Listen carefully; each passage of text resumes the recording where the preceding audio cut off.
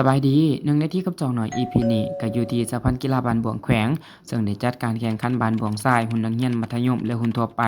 ชิงขันประธานสะพานกีฬาบ้านบ่วงซึ่งแข่งขันมาแต่วันที่3กุมภาพันธ์ที่ผ่านมา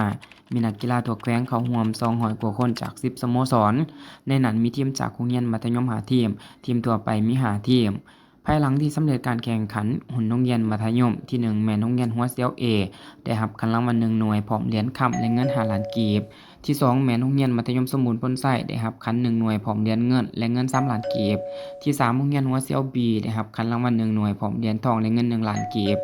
ส่วนหุ้นทั่วไปที่1แม่นทีม Dragon Fight ได้รับคัน1หน่วยพร้อมเหรียญค่ำและเงิน5ล้านกีบที่2ทีม Warrior ได้รับคันรางวัล1หน่วยพร้อมเหรียญเงินและเงิน3ล้านกีบที่3แม่นทีมบ้านบวงเสียงเหวียนได้รับคันรางวัล1หน่วยพร้อมเหรียญทองและเงิน1ล้านกีบนั่นเอง